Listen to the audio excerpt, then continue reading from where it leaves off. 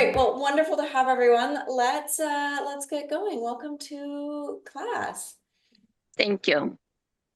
So before we get moving, just a quick reminder of what else GoGo offers. So in addition to these classes, you can access rides, meals, groceries, medication delivery, and home services, all by calling one number.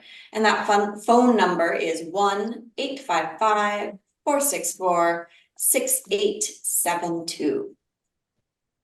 Also a reminder that you have a referral code at the bottom of your GoGo receipts. So if you give that code to a friend, when they use the code and take their first service with GoGo, you will then both receive $10 in credit.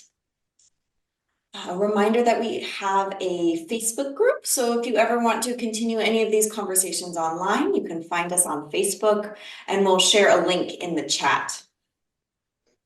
All right, so with that, let's get going. If we haven't met, I'm Adra. I teach the yoga and the functional fitness classes here at GoGo. Today for functional fitness, all you need is your body and a chair. We don't sit that much in this class. So in yoga, we sit a lot. In functional fitness, we're mostly standing, but the chair is useful and we'll use it a few times. If you'd like, you can grab a set of light weights or some water bottles, cans, or nothing at all, right? If you were with me last functional fitness, I didn't use weights at all and it worked out okay. So grab what you can, and if you don't have something, no problem. My weights are 3 pounds, but you go anywhere from 1 to 3 or half a pound, or again, grab some cans or water bottles. All right, no functional fitness move of the week because it's Friday. We do the moves on Wednesdays only. Okay, so now I'm gonna adjust where my mic is and we'll get standing. So normally I will be your large screen, but if you've changed your settings or something's changed, you might need to move your cursor to the top right-hand corner of your computer and something will pop up that says view. If you click view, you can change it to speaker view so that you see me, or gallery view if you want to see everybody else. And then one more housekeeping thing. Be kind to your body. This is your time. So if you ever need to modify or add something, subtract something, that's totally fine. Listen to your body. Do what feels good. I'm just going to scooch my chair a little bit. And we'll start standing. So finding your feet maybe 4 to 6 inches apart. We'll bend the knees and lift the shoulders up towards your ears, taking an inhale. And then exhale, straighten out the legs, let the shoulders drop. Inhale, bending the knees, shoulders lift up. Exhale, straighten the legs, shoulders drop. Keep going, a couple more times, follow your breath. We're just bending and straightening the legs and lifting and lowering the shoulders, finding a little motion in our joints. It's not quite a squat, so my hips are staying over my heels. I'll just give you a side view.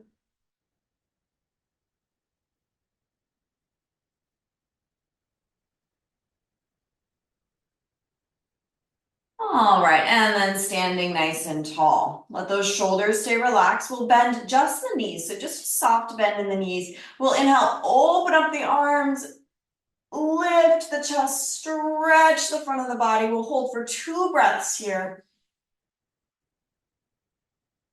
And then round your back, curve your spine, and bring the backs of the hands to touch. And we'll hold again 2 breaths. One more of each. So inhale, open up the arms, fingers reach back, lift the chest, couple of breaths. And then curl the spine, turn those arms in, backs of the hands touch, round your back. And then standing nice and tall, releasing those arms.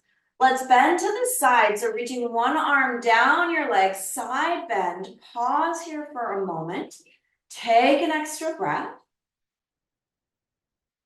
And then lift yourself back to center. Other side, side bend. Pausing for a moment, holding for an extra breath. And then back to center. If you'd like, we're adding an arm. So as you side bend, reach your other arm up towards the ceiling or overhead. Hold for an extra breath. And come back up. Switching sides, side bend, reach your arm up and over. And come on back to center. Let's take the legs wide so they go wider than the shoulders. And we're going to twist our entire body. So you're going to let those arms swing as you rotate. You can also let a heel lift. So as I twist to the right, the left heel comes off the ground. And as I twist to the left, the right heel comes off the ground. Arms are free, you're just swinging. It's okay if they tap you. It's almost like it's a little massage for your body.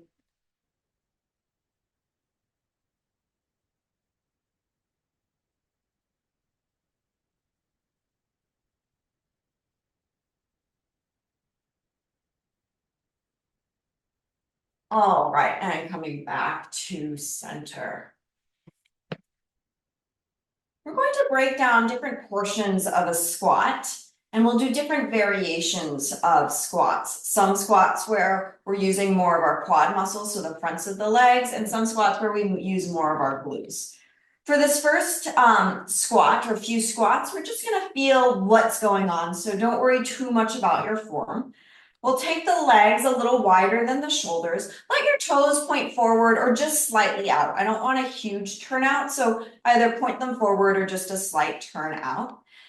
And we'll bend those knees and straighten. So bend and straighten, but you're going to let those hips go back behind you. And just do this a few times and notice how it feels. So not worrying too much about form, but really paying attention to what do I feel in my body. If you need to make this smaller, that's totally fine. And we've talked in the past that if squats don't work for you, you can break down little components. And today, actually, we'll be breaking down a lot of those components. So you can always skip this part or make your squats much smaller. Just a few more. Notice what's maybe feeling tight, what's working.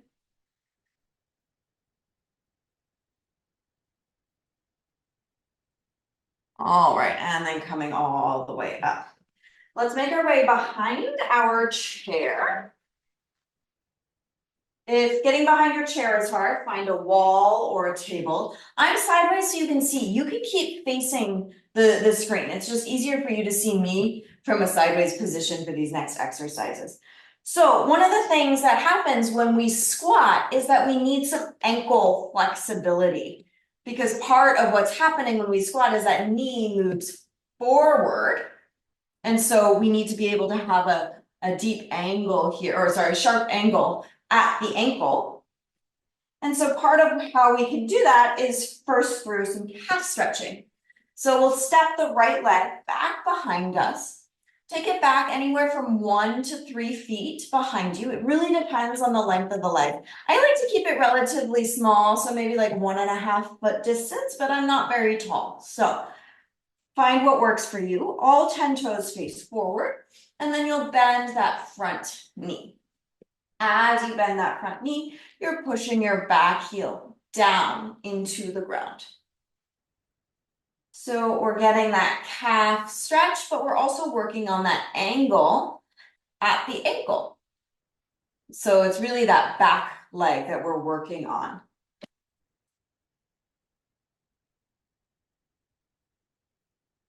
And just a few more breaths here. You might also feel a little stretch in the front of the hips. That's just a bonus.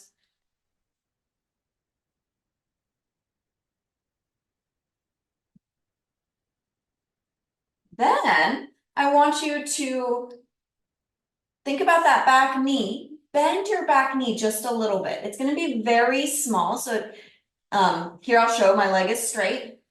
Then my back knee is bent. So that front knee stays where it is. That back knee bends just a little bit. It's so subtle for most of us because we won't have a ton of range. So just try and bend it a little bit. Again, being kind to your body. You might feel some different sensations when that knee is bent.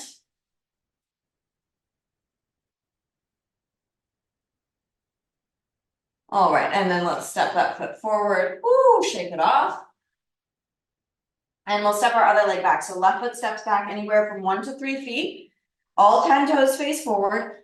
Back heel pushes into the ground. That front knee bends. So we're going to start with a straight back leg. I know it's kind of hard. I'm wearing baggy pants today, but that back knee is straight. The front knee is bent.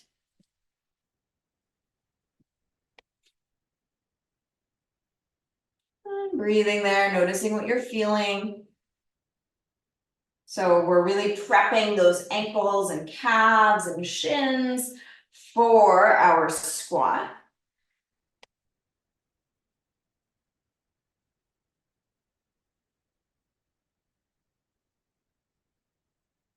And then with that back leg, you're going to keep the heel down.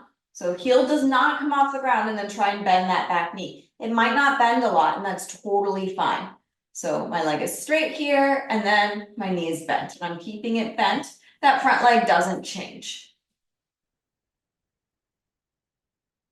Might notice the stretch feels very different when your knee is bent. Sometimes people feel more stretch, sometimes people don't feel a stretch anymore, or sometimes the stretch goes somewhere else. So noticing, what do you feel? What's different with that?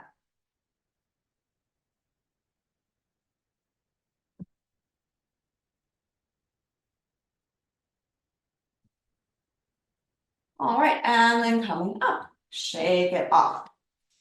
Now we're going to move to the hip hinge portion of our squat. So we're going to bypass the knees. We'll come back to the knees in a little bit.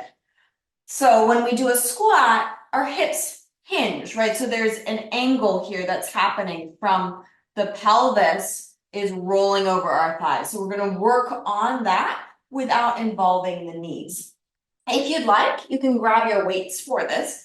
So grabbing your light weights if you want. If you're not feeling like it, you don't have to. Going to keep your feet maybe 8 inches apart. Play around with it. So they're kind of outer hip width apart. So I don't want you to go super wide. I also don't want it to be super narrow. So outer hip width apart. Arms can be by your side or in front of you. Knees are soft, but mostly straight. So I'm not hyperextended, meaning that I'm not over straightening, but I'm also not really bending. So knees are soft. We're going into a straight leg deadlift. We hinge at the hips. My spine shape does not change. Keep it small and then come up. Right, so our hamstrings haven't been stretched yet. I just want you to do a few and just feel. Hinge, don't let your spine change shape. How does that feel? And come up. So feeling how much motion do I actually have in my hips? My thigh bone articulating with the pelvis, so the spine does not change shape. How much motion is happening right now? It might not be a lot because we haven't stretched our hamstrings yet. Just noticing, do a few more, keep them small. We'll do bigger ones later.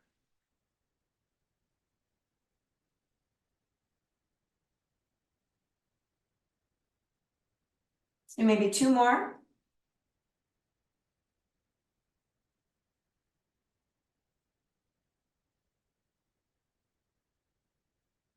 All right, and then coming up, if you grab your weights, put them off to the side for a moment and come back behind your chair.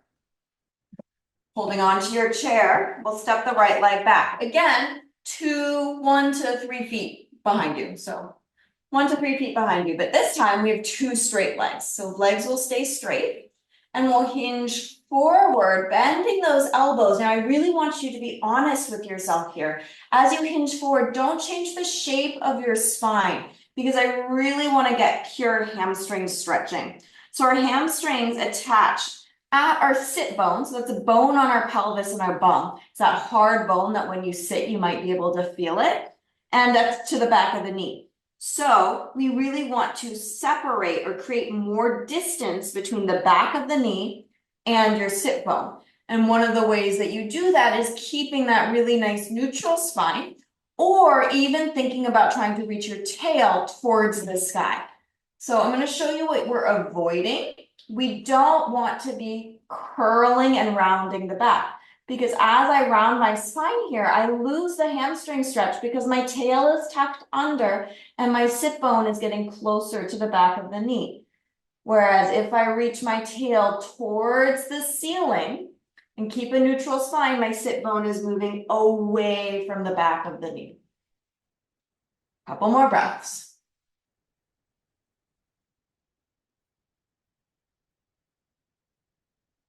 Right, lift your torso up, step forward, and we'll switch. So other leg steps back, left foot steps back, 1 to 3 feet behind you, all 10 toes face forward.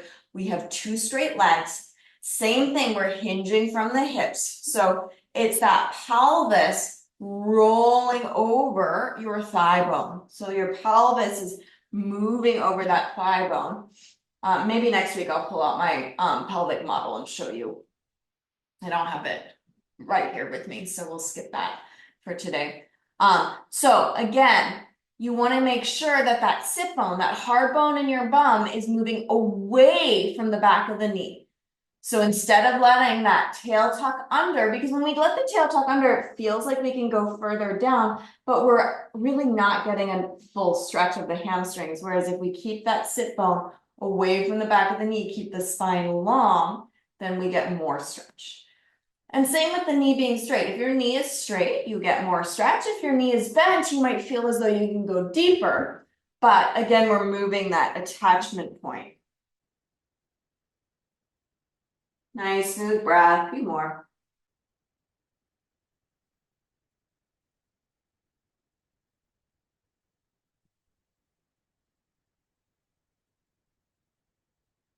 All right, and then come on up. Whew, I'm warm from just stretching. Let's grab our weights again. And we're going to go back into those straight-legged deadlifts. They might feel a little different now that we've stretched the backs of the legs.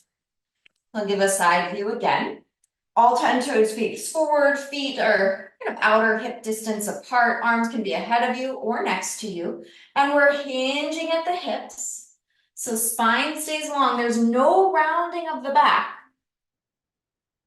And then we come back up. So legs stay straight if possible for this variation, mostly because we're trying to keep our knees out of it so that you can feel how we can truly deconstruct each part of the squat without involving necessarily all of the other bits.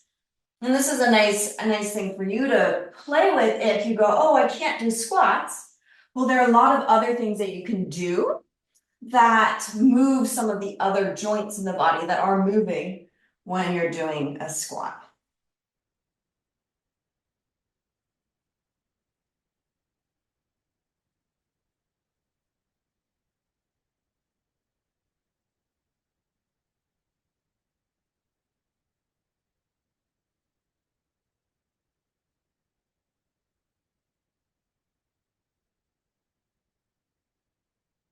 A few more times. You'll probably feel a nice stretch on your way down.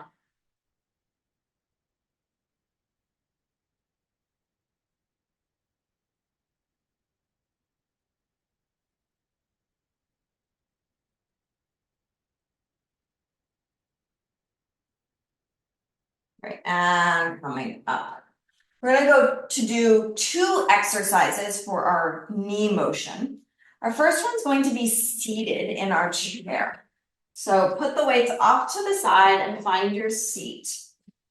Again, I'm sideways just because it gives you a better view. You can just keep facing your screen. Scoot yourself forward towards the front edge of your chair.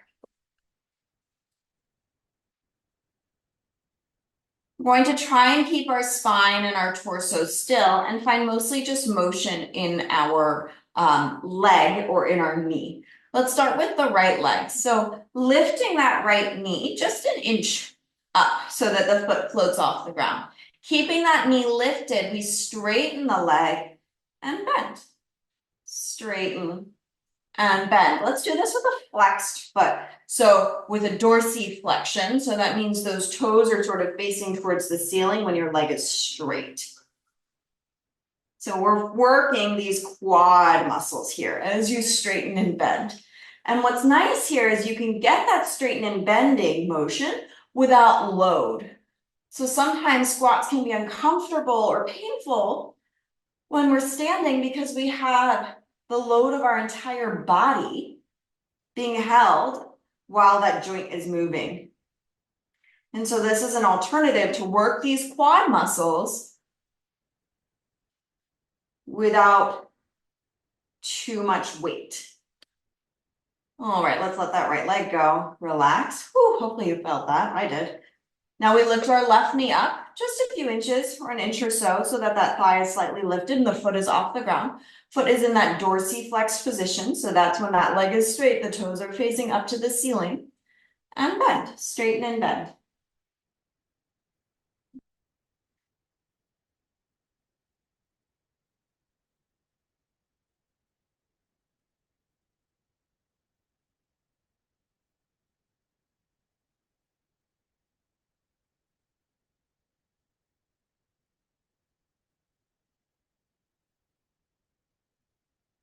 The reason we have that foot in that dorsiflexed position for this exercise is because when we're in a squat, we're standing on our feet and the feet are in that sort of flexed position versus being on our tippy toes. That's a different exercise.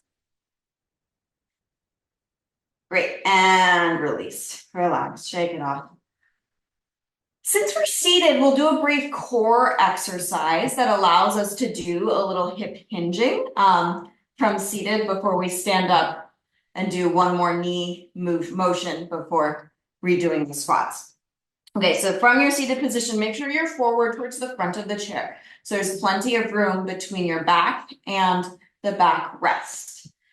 We're finding this motion of hinging at the hips versus rounding the spine. So you could be doing this with a rounded back, but for today, we're going to find a nice tall spine. Sometimes it helps to put your hands on your chest, to be honest. So I like to go one hand higher up on the chest and one hand sort of abdomen, low ribs, because what I'll notice is if my back is rounding, the hands are going to come closer together. And so that's what we're avoiding, is we want to keep that same distance between the hands the whole time.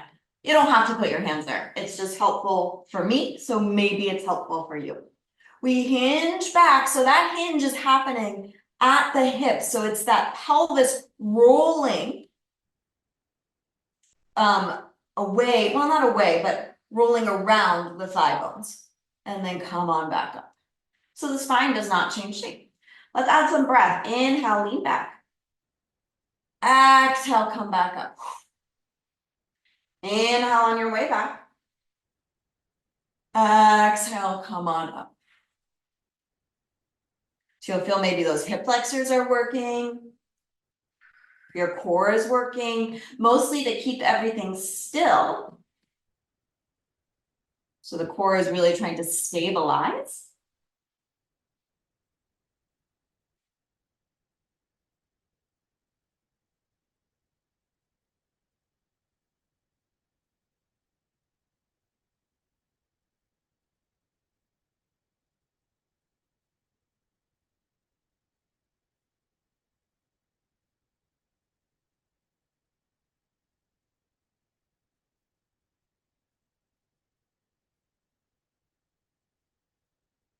Two more.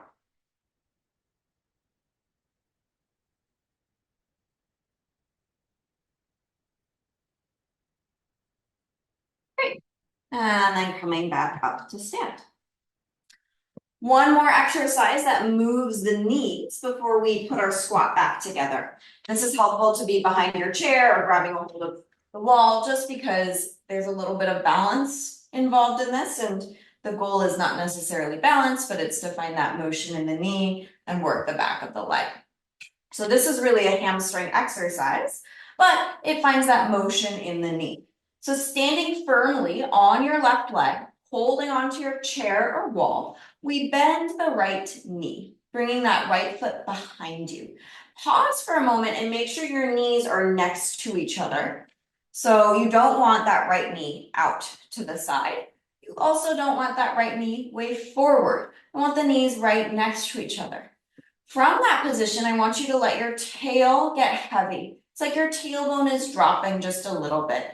So the low back is really long. And then you can keep bending that right knee as much as you'd like, so long as you keep the knees next to each other, that tail nice and long, your ribs are relaxed so they're not puffing forward, ribs stay relaxed. And it's up to you how much you bend. Your foot is flexed or in that dorsiflexed position. And go ahead and release. Switching sides, standing firmly on that right foot pushes into the earth. We're holding on, we bend the left knee, left foot goes behind you. Again, you're making sure that the knees are next to each other and not separated. You're also making sure one knee is not moving forward. That left knee is next to the right knee. Tail is heavy. It's almost like your pubic bone is trying to lift towards your belly button just a little bit. And then you can bend your knee as much as you'd like. So the back of the leg is working here. Our hamstring muscles are working here to help create this bend.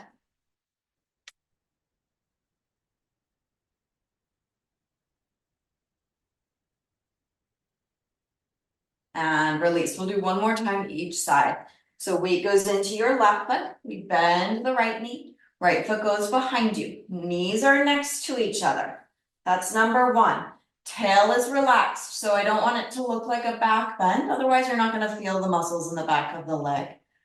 It's up to you how much you bend.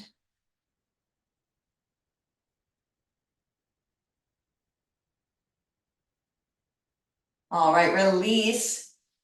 One more time, so other side. Stand on that right leg, we bend the left knee. Left foot goes behind you, knees are in line, tail is heavy, ribs are relaxed. And again, it's up to you how much you bend.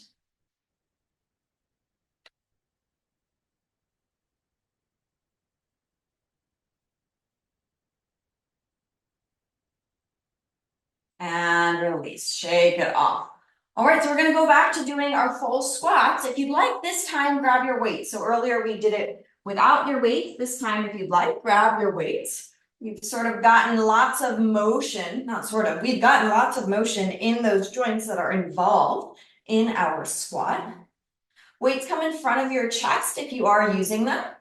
Feet go about as wide as the shoulders or slightly wider. Toes can face forward or have a slight turnout. And we bend those knees, hips go back and straighten. And just notice how this feels this time. Does it feel different than the first time? Does it feel like maybe you can move through a greater range of motion? Maybe, maybe not. Now that you've really found this movement or these movements on their own, now we combine them. And of course, if this doesn't feel good in your body, now you have the tools to just do a portion of the squat. Maybe you work on stretching the calves so that the ankles find that motion. Maybe you work on hip hinging. Maybe you work on that knee motion, either in the seated position or the standing. The seated one would work your quads more, the standing your hamstrings more. Ooh, a couple more, I'm getting out of breath.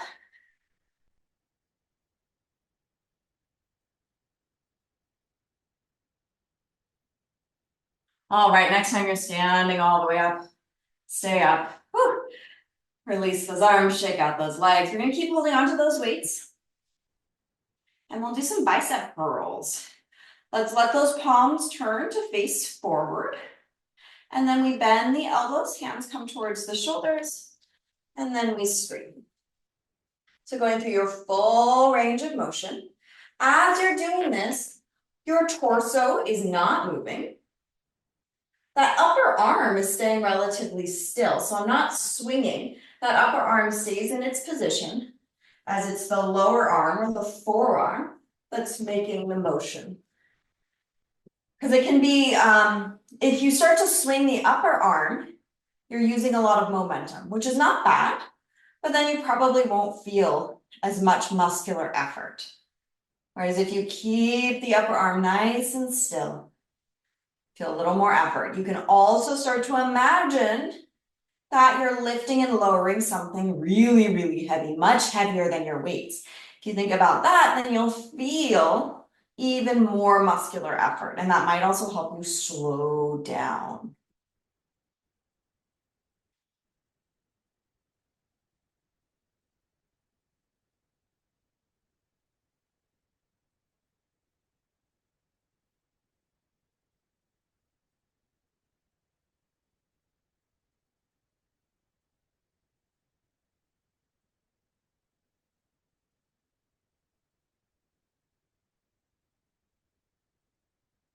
All right, let's put those weights down off to the side. We'll do more curls in a minute. Weights off to the side. And then reach your arms up towards the ceiling. And just notice how your body gets your arms up there. Do that a few times. So arms reach up towards the ceiling and notice what displaces itself so that your fingers can be facing straight up towards the ceiling. Couple of common things that could be happening here. As you reach those arms up, the pelvis shifts forward. That's one thing. Maybe the upper back does a back bend to get up there. So just notice what is your habit? What is your way of trying to get those arms all the way up? Or is it even possible to do that? Maybe it's not possible. Just do that a few times. Play around with what you think you do or what feels easiest. We tend to do what feels easy in our body. Okay, and now I want you to try and reach your arms up towards the ceiling without moving anything but your arms. So the torso is going to stay still, your back is going to stay still, your legs are going to stay still, and you're going to reach those arms until they can't go anymore because the rest of the body wants to get involved. And bring the arms down. If you're not sure, if you're cheating, find a wall, stand against the wall, put your ribs against the wall and your pelvis against the wall, and don't let them come off the ground. Maybe the head reaches the wall, maybe not. So here you're sort of thinking heart rate monitor, height against the wall and pelvis against the wall, and then arms go up. If any of those parts of the body come away from the wall, then you know that something else is moving your arms up and not your arms. So just know that you can use some props to tell yourself, oh, am I doing this right? And release. Okay, so we're gonna stretch our lats here and the side of the body a little bit to make that a little easier.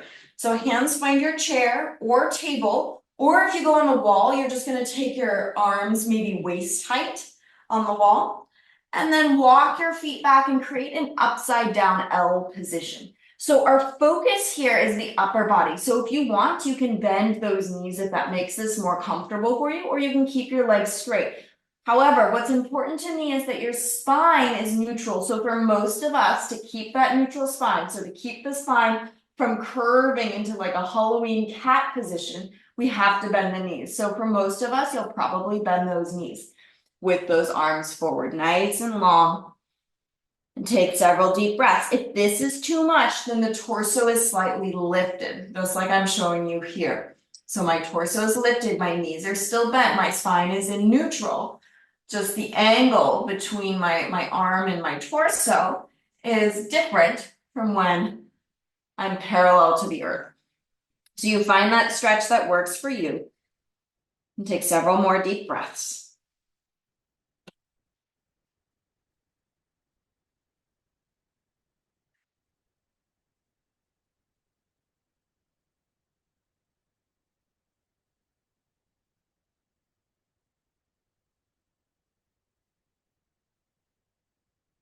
Right, and then bring yourself up, walk yourself forward. And then we're gonna do an overhead reach a few times without our weights. So again, we don't want that spine to move. So if you're not sure and you have access to a wall easily, right? It's sometimes hard with our computers, so if that's not possible, don't worry about it. But if you have easy access to a wall, let yourself be against the wall. If you are finding that wall, your pelvis is against the wall. My heels are about 1 inch away from the wall, because I have glute mass, and ribs are against the wall or middle of the ribs. My head reaches the wall. Not everyone's head reaches the wall, so don't worry about if your head can't reach yet.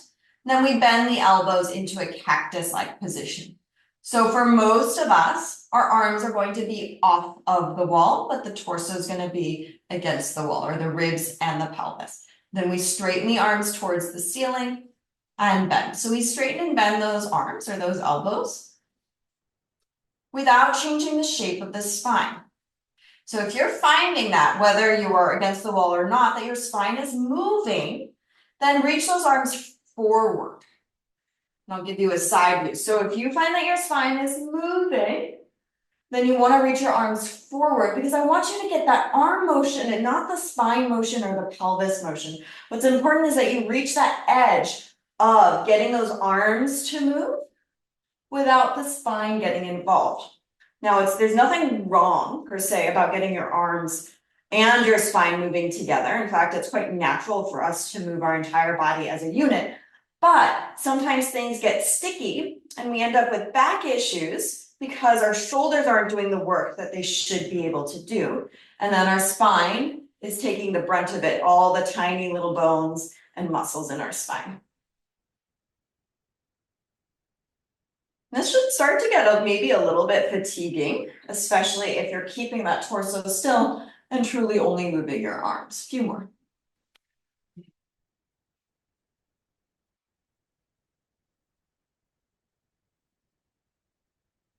All right, and then arms come down. Let's grab our weights. We go back to our bicep curls. So palms flip to face forward. And again, if you don't have weights, just imagine you're lifting and lowering something heavy. Bend and straighten. And it's up to you how fast or slow you go. Generally, if you go slowly and imagine that you're carrying something really, really, really heavy, then it will be harder. The faster you go, it might feel a little easier. Although if you go fast to a point where you're really maintaining your control, you might feel some challenge as well. So you're welcome to play with that. In fact, I'm doing that now. So as long as those upper arms can stay really steady, right? We see that my upper arms are not moving. It's just the forearms. If you can do that and you go fast, then you'll also get a lot of work in a different way. So variety is great. Changing things up, wonderful. Few more.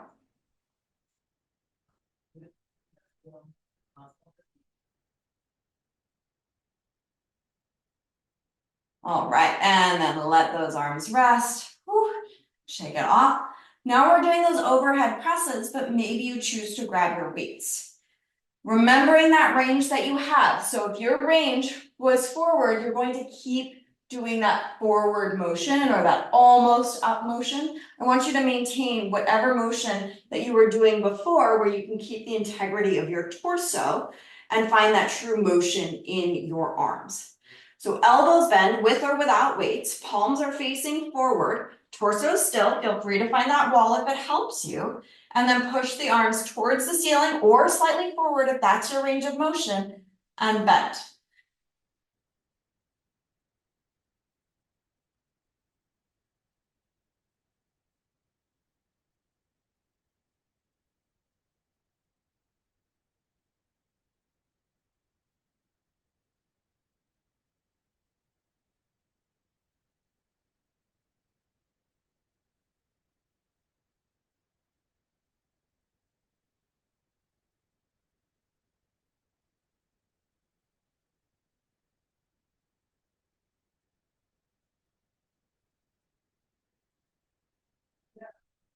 All right, let's do one more.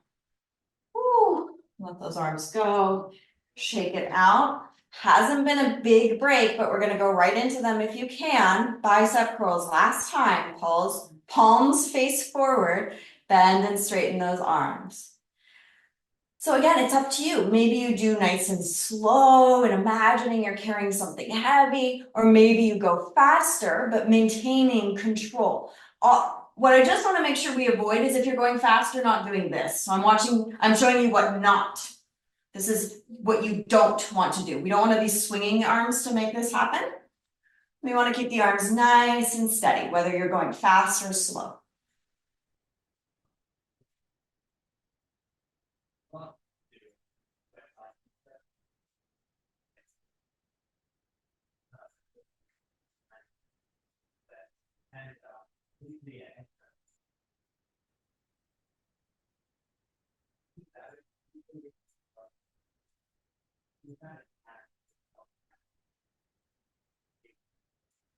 Okay, arms relax. Let's put those weights down for just a moment so we can give ourselves a stretch before we do the overhead press. Shaking out those arms, we'll interlace the fingers behind the back and then reach those knuckles away from you. If that is not possible, you can reach those arms back behind you without interlacing. So the interlacing just gives us something to hold on to. You could have a strap instead or a towel. So just know that it's totally fine if you cannot clasp.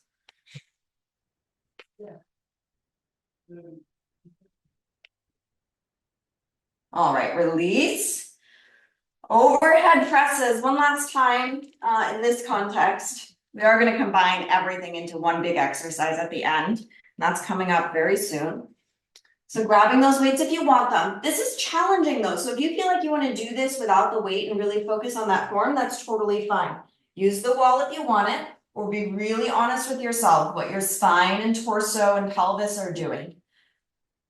Bend those elbows and then push the hands towards the ceiling. And again, maybe you're not going straight up to the ceiling. Maybe the arms are going forward.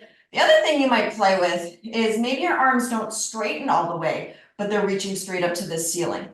So sometimes we have restrictions in different places, and it's interesting to see what is our restriction. Is it that we really actually need to bring our arms forward, or can we reach those arms overhead but only part way? And so then you want to combine the two, doing a little bit of forward so you can straighten the elbows, but a little bit of straight up without that full range. And if that was too many words, just let them wash over you. Don't worry about it.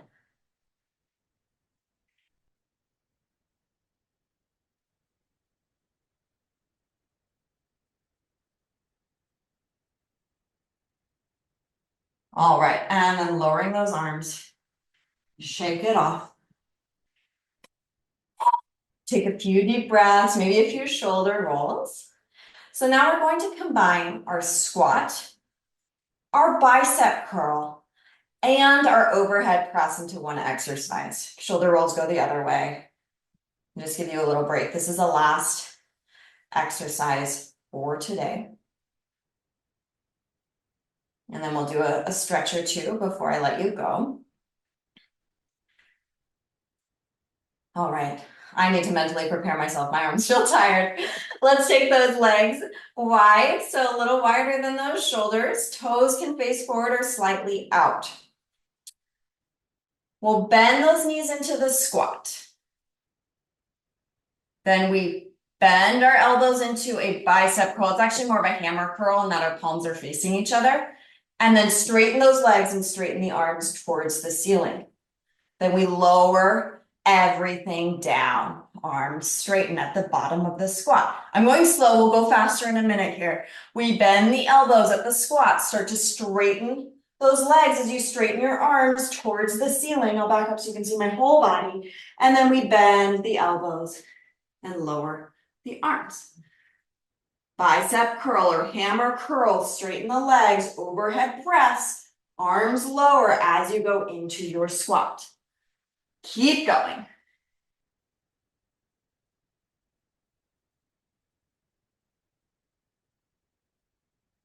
So combining everything we did today, and you can get rid of those weights. You can make your range of motion smaller. You could skip the arms or you could skip the legs.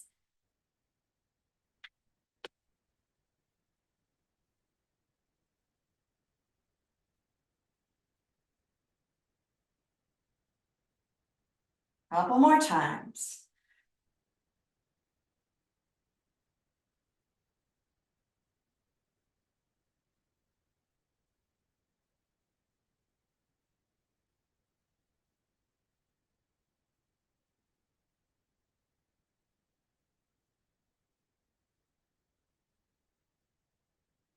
All right, let's do one more really nice one. Ooh. And then let that go. Put those weights off to the side. Shake it off. Let's bring one arm in front of you. I'll mirror you. Let's take that left arm in front of you and then use your right elbow. Hook the elbow around the arm to give yourself a shoulder stretch. Deepen that breath. Let it slow down a little bit. As you do the shoulder stretch, watch that the shoulder isn't up towards your ear, that you're really letting that shoulder drop away from the ear. And switch arms. Other arm crosses in front of the body. We bend the elbow of your second arm to help pull the arm across. Shoulder drops. Breath is smooth.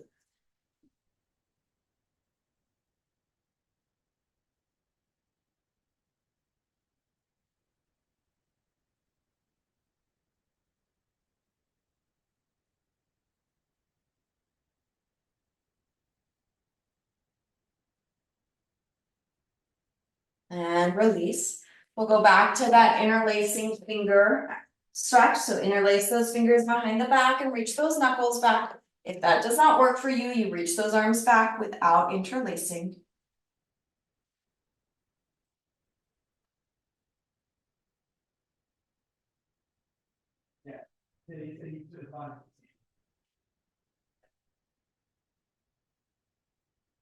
And release, shake them off.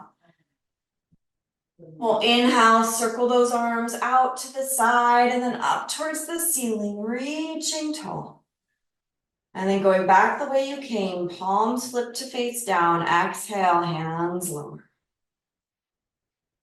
Inhale, circle the arms out to the side and up towards the ceiling. And exhale, lowering down. Inhale, arms circle out and up. This time, palms will touch, hands lower towards your chest, and give yourself a round of applause. Awesome work, everybody. So great to have you, as always. So our functional fitness class is different, just like our yoga class is different every week. We break down different things, or sometimes we focus on something, sometimes we do lots of balance. So just know that there's something else to come next week or next time we do functional fitness. Now is your time if you have any questions for me regarding our classes. So if you have GoGo questions, the best thing to do is reach out to GoGo directly. If you have questions about what we've done today or what we usually do, now's your time.